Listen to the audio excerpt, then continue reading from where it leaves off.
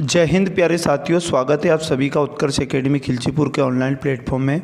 CRPF tradesman exam 2023 के लिए very most और इम्पोर्टेंट गणित के अति महत्वपूर्ण क्वेश्चन इस वीडियो में हम लोग डिस्कस करने वाले हैं। आज का ये हमारा 22वां पार्ट होगा। इससे पहले हमारे 21 पार्ट कंप्लीट हो चुके हैं। यदि आप लोगों ने वो नहीं देखे तो उनको भी ज़रूर जाकर देख लें। यकीन मानिएगा ये सारे क्वेश्चन प्रीवियस ईयर पेपर पर आधारित है और ऐसे क्वेश्चन है जो एग्ज़ाम के अंदर कहीं ना कहीं पूछे गए और आगे आने वाली एग्ज़ाम के अंदर भी इसी प्रकार के क्वेश्चन पूछे जाएंगे। यदि आप चैनल पर पहली बार आए, चैनल को सब्सक्राइब कर लें जिससे आपको सभी वीडियो का नोटिफिकेशन मिल पाएगा। आज का पहला क्वेश्चन आपके सामने ये रहा। पहले क्वेश्चन में लिखा है, कोई धनराशि 6 वर्ष में चक्रवृद्धि ब्याज पर स्वयं की 2 गुनी हो जाती है। कितने वर्षों में यह स्वयं की 8 गुनी हो जाएगी? तो जब भी चक्रवृद्धि ब्याज का ऐसा क्वेश्चन आए तो यहाँ पर क्वेश्चन में मूलधन हमें नहीं बताया, तो मान लिया जाए कि 1 रुपया मूलधन था। तो यहाँ पर बोला गया कि 6 वर्ष में ये राशि 2 गुनी हो गई, तो 6 ईयर का यहाँ पर टाइम लगा और 2 गुनी हो जाती है, मतलब यहाँ पर 1 रुपया 2 गुना हो जाएगा, मतलब 2 रुपये बन जाएगा। तो यहाँ पर समझने वाली बात यह है कि चक्रवृद्धि ब्याज में होता क्या है कि हर मिश्र धन अब उतने समय में 2 गुना होता जाएगा। जितना गुना ये शुरू में हुआ है, हर मिश्र धन उतने साल में अब 2 गुना होता जाएगा, यानी फिर से 6 साल लगेंगे और ये जो 2 रुपया मिश्र धन था ये वापस से 2 गुना हो जाएगा, मतलब 4 यूनिट बन जाएगा ये, और फिर से यहाँ पर 6 साल का टाइम लगेगा और 6 साल में वापस ये 4 यूनिट रुपया जो बना था ये 2 गुना हो जाएगा, मतलब 8 रुपया हो जाएगा। तो क्वेश्चन ने हमसे बोला स्वयं का 8 गुना। स्वयं 1 रुपया था, 8 गुना हो गया, मतलब 8 रुपया बन गया। तो कितना समय लगा? यहाँ पर क्वेश्चन में हमसे समय का मान पूछा है। तो समय बराबर यहाँ पर 6 को हम लोग 3 बार जोड़ेंगे तो 6 + 6 12 और +6 कितना हो जाएगा? 18।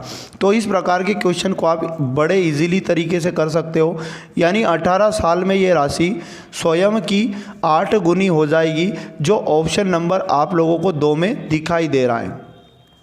अगले क्वेश्चन की यदि बात की जाए, क्वेश्चन नंबर 2, तो क्वेश्चन नंबर 2 में लिखा है, एक लंबवृत्तीय बेलन का आयतन आप लोगों को दिया गया है और इसकी ऊंचाई भी आपको दी गई है। बेलन के आधार की त्रिज्या की गणना कीजिए, मतलब त्रिज्या पूछा गया। तो आप लोगों को यहाँ पर बेलन के आयतन का फॉर्मूला यूज़ करना है।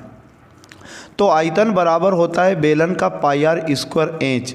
πr² होता है जिसमें आयतन का मान आपको दिया गया है 12,320 रुपया। और उसके बाद यहाँ पर क्या करोगे, पाई का मान ऐसा ही लिखोगे, यानी पाई का मान होता है 22/7 और यहाँ पर त्रिज्या का वर्ग करोगे, मतलब r² का मान अपने को चाहिए और गुणा ऊंचाई। ऊंचाई आपको क्वेश्चन में दी गई है 80 सेंटीमीटर। यहाँ से क्या करो, r² को यहीं पर रखो और ये बराबर के इधर वाली वैल्यू को इधर भेजेंगे तो ये जो भाग में दिखाई दे रहा है 12,320 के, ये पहुँच जाएगा गुणे में। गुणे में 7 चला जाएगा और ये जो गुणे वाली वैल्यू आपको दिखाई दे रही है 22 × 80, ये भाग में यहाँ पर आ जाएगा। अब इसे आप सोल्व कर लो, यहाँ पर कैंसिल आउट करेंगे, 0 से 0 कट हो जाएगा। 11 से 22 को काटा, 11 दूनी 22 होता है और उसके बाद यहाँ पर 11 का भाग अपन 1232 में लगाएंगे। 11 एकम 11, 1 बचा और 11 एकम 11, 2 बचेगा, तो 22 बनेगा। 11 दूनी 22, 112 में अब 8 का भाग लगाओगे तो यहाँ पर आएगा 8 एकम 8 और यहाँ पर कितना बचा? 3 बचा, तो 8 चुका 32 और ये 2 से इस 14 को काटेंगे तो 2 7 14, इसका मतलब 7 × 7 यहाँ बचेगा 49 हो जाएगा और 49 जो मिलेगा हमें r² का मान मिलेगा। क्वेश्चन में हमसे पूछा त्रिज्या बताओ, यानी r का मान चाहिए। तो जब ये वर्ग हटेगा तो इधर 49 पे करनी लग जाएगा और 49 का करनी हटेगा तो यहाँ पर कितना आएगा? 7, क्योंकि ये 7 का वर्ग होता है। तो 7 सेंटीमीटर इस लंबवृत्तीय बेलन की क्या आ जाएगी? त्रिज्या, जो ऑप्शन नंबर 3 में आपको दिया है करेक्ट आंसर हो जाएगा। अगले क्वेश्चन की यदि बात की जाए, क्वेश्चन नंबर 3, क्वेश्चन नंबर 3 आप लोगों को दिखाई दे रहा है, उस त्रिभुज का क्षेत्रफल ज्ञात कीजिए जिसकी भुजाएं 8, 15 और 17 सेंटीमीटर है। मतलब भुजाओं के केस में यहाँ पर आपको यहाँ पर क्या लाना है? त्रिभुज का क्षेत्रफल लाना है। तो हम जानते हैं कि जो त्रिभुज का क्षेत्रफल का फॉर्मूला होता है 1/2 गुणा उस त्रिभुज का आधार और उसमें गुणा करेंगे हम लोग ऊंचाई का, तो हमारे पास उस त्रिभुज का क्षेत्रफल निकल कर आ जाएगा। अब आपको यहाँ पर तीनों भुजाएं दी गई है 8, 15 और उसके बाद में 17। तो याद रखिएगा ये जो त्रिभुज हैं ये समकोण त्रिभुज हैं। आप कहोगे ये समकोण त्रिभुज कैसे हुआ, तो आपने पढ़ा होगा पाइथागोरस ट्रिपलेट। ये एक ट्रिपलेट को फॉलो कर रहा है 8, 15, 17। और याद रखना ये जो सबसे बड़ी भुजा है ये समकोण त्रिभुज का कर्ण है। अब कर्ण यदि आपने पहचान लिया तो एक भुजा आधार होगी, किसी को भी आधार मान लो, बट कर्ण सबसे बड़ी भुजा होता है। और एक भुजा लंब हो जाएगी और इसी लंब को हम लोग ऊंचाई भी कहते हैं। तो यहाँ पर वैल्यू पुट कर दो, इसका क्षेत्रफल आ जाएगा डायरेक्ट 1/2। आधार की जगह हम लोग 8 को लिखेंगे गुणा ऊंचाई मान लो 15 थी, तो इसका क्षेत्रफल निकल जाएगा। 2 से कट करेंगे 8 को, 2 चुको 8 और 15 का गुणा 4 से करेंगे तो 15 चुको हो जाएगा 60। तो 60 सेंटीमीटर स्क्वायर इस त्रिभुज का क्या आ जाएगा, क्षेत्रफल, जो ऑप्शन नंबर 2 में आपको दिखाई दे रहा है। अगले क्वेश्चन की यदि बात की जाए, क्वेश्चन नंबर 4। क्वेश्चन नंबर 4 में लिखा एक व्यक्ति 5 घंटे में 165 किलोमीटर की दूरी तय करता है। यदि पहले 100 किलोमीटर के लिए उसकी चाल बताइए 50 किलोमीटर प्रति घंटा, तो शेष दूरी के लिए उसकी गति बताओ। तो इसे करने के लिए हम क्या करेंगे, हमें पता है कि शुरू में 100 किलोमीटर की दूरी उसने 50 किलोमीटर प्रति घंटे की गति से तय की। मतलब आपको यहाँ पर ये बताया कि पहले 100 किलोमीटर दूरी बताइए और चाल बताइए। तो हम क्या निकालेंगे यहाँ से, इस 100 किलोमीटर को तय करने में लगा समय। तो समय का फॉर्मूला यही होता है दूरी बटे चाल करो। तो 50 का भाग यदि आप किस में दोगे, 100 में, तो 2 घंटे आपका क्या जाएगा, समय। इसका मतलब ये हुआ कि 2 घंटे में इसने 100 किलोमीटर की दूरी तय कर ली। अब शेष दूरी कितनी बची, तो आप समझो शेष दूरी अपने पास 165 में से 165 में से यदि हम 100 को हटा दें तो हमारे पास कितना बचेगा, 65 किलोमीटर दूरी बचेगा। और टोटल दूरी को उसने 5 घंटे में तय किया था। तो 5 घंटे में से यदि हम लोग इस 2 घंटे को घटा दें तो 5 में से 2 जाने पर 3 घंटे हमारे पास शेष समय बचेगा। तो इस शेष दूरी को तय करने में चाल बताना है, और चाल का फॉर्मूला जो होता है चाल बराबर दूरी बटे समय होता है। तो दूरी आपको बताइए 65 किलोमीटर और समय अपन ने निकाल लिया 3 घंटे। तो 65 बटे 3 किलोमीटर प्रति घंटा क्या आ जाएगी, इसकी चाल आ जाएगी, जो ऑप्शन नंबर 3 में ऐसा का ऐसा ही हमें दिया गया है। क्वेश्चन नंबर 5 हमें दिया गया है, एक टोकरी में 350 अंडे हैं। यदि 12% अंडे सड़े हुए हैं तो कितने अंडे बेचने के लिए पर्याप्त है। तो इसे करने के लिए आपको पता है कि दुनिया की हर वैल्यू अपने आप में 100% होती है। यानी ये जो 350 अंडे थे ये अपने आप में 100% था। और उसके बाद क्वेश्चन में बोला कि इनमें से 12% अंडे क्या हो गए, सड़ गए।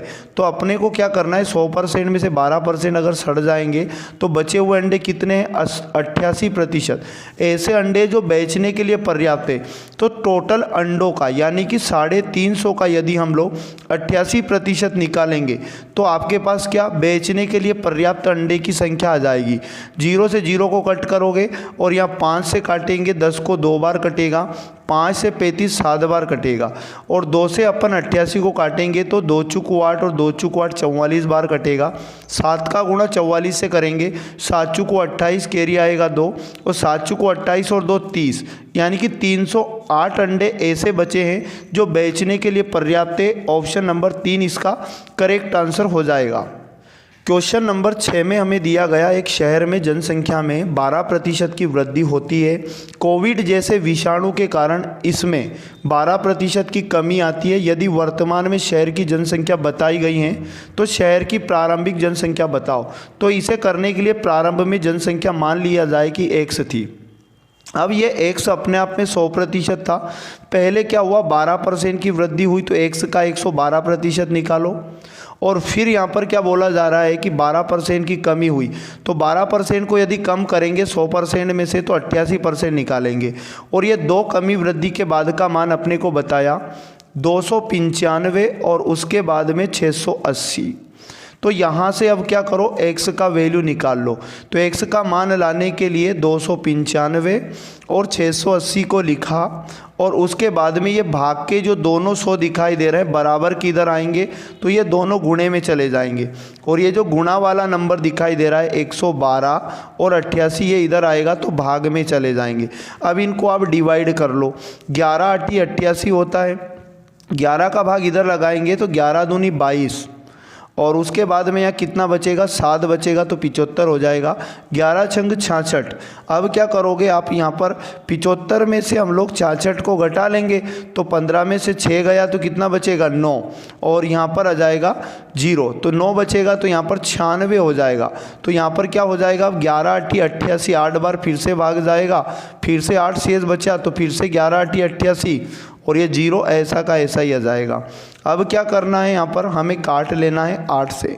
8 का भाग भी ऊपर की ओर जाएगा, तो 8 का भाग लगा देते हैं अपन 26 में, तो 8 तिया 24 होता है, और उसके बाद में 2 बचेगा, फिर से 8 तिया 24। अब 4 बचा तो 8 छंग 48 हो जाएगा, और यहाँ पर एक 0 वापस से लग जाएगी, और यहाँ पर गुणे में अपना ऑलरेडी 100 चल रहा है, फिर से गुणे में 100, और बटे में अब अपने पास कितना बच गया, यहाँ पर 112 बचा। इसको हम काटेंगे 7 से, 7 एकम 7, 7 छंग 42, और इधर भी 7 से काटेंगे, 7 पंज 35, सॉरी 7 पंज 35 नहीं, 7 चुको 28, 7 8 56, और ये 0। अब 16 से काटेंगे 480 को, तो 16 तिया 48 और 0, और ये 2 डबल 0 वाले इधर आएंगे, तो वापस से 3 के बाद कितनी 0 लग जाएगी, 5 0 लग जाएगी।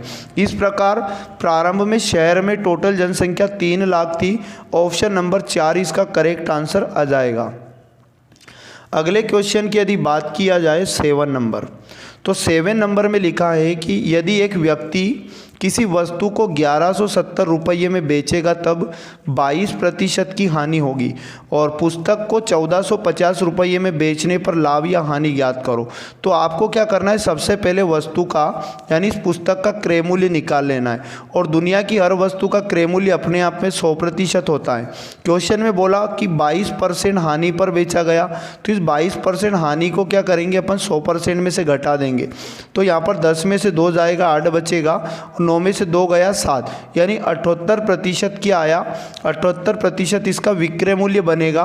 और इस 78% का मान अपने को क्वेश्चन में दिया है, 78% बराबर 1170 रुपया अपने को दिया है। तो यहाँ से आप क्या करो, 100% का मान लेके आओ, जिससे आपके पास वस्तु का यानी इस पुस्तक का क्रय मूल्य निकल के आ जाएगा। तो आपको क्या करना है, 78 का भाग अगर आप 1170 में दोगे तो 1% का मान आएगा, और अगर इसमें आप 100 का गुणा करोगे तो 100% का मान निकल जाएगा।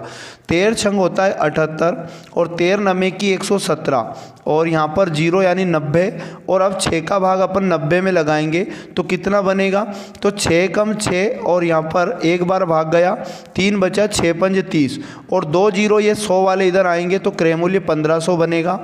अब यहाँ पर क्वेश्चन ने बोला कि अगर पुस्तक को 1450 में बेचा जाए तो डेफिनेटली यहाँ पर क्या होगा, जब 1500 रुपये की वस्तु 1450 में बेचा जाएगा तो 50 रुपये की हानि हो जाएगी। और क्वेश्चन में पूछा है हानि या लाभ का प्रतिशत बताओ, तो हम हानि का प्रतिशत निकालेंगे।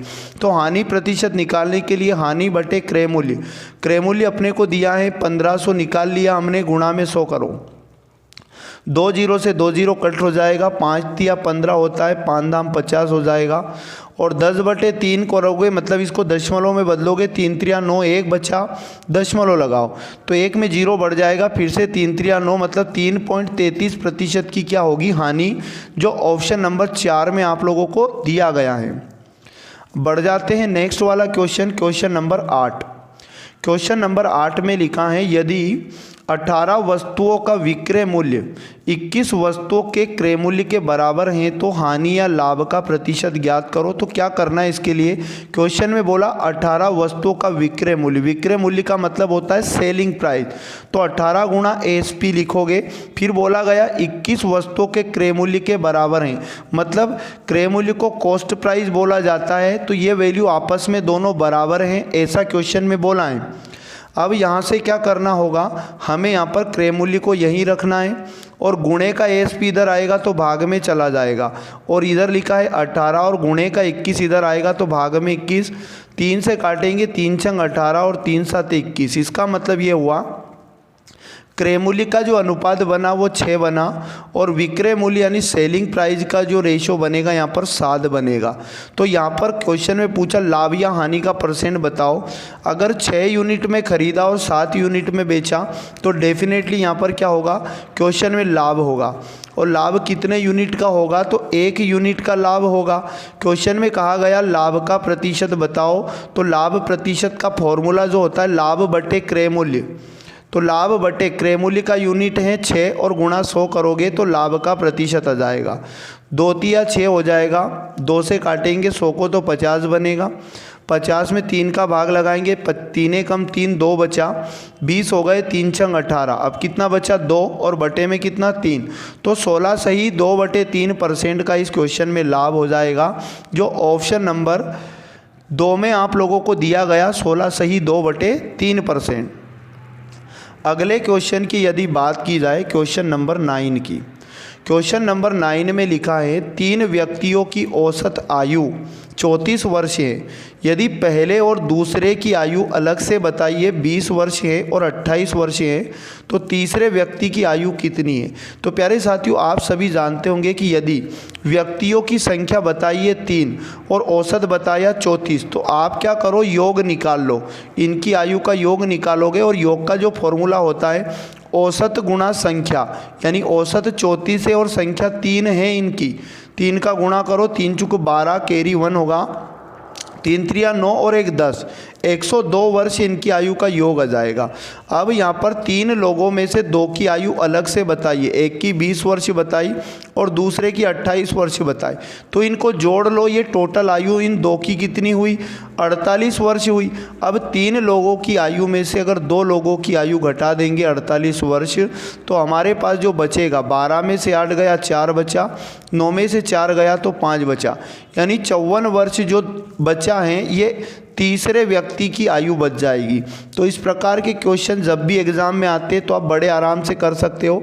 तो तीसरे व्यक्ति की एज कितनी हो जाएगी 54 वर्ष, इसका ऑप्शन नंबर 2 करेक्ट आंसर हो जाएगा।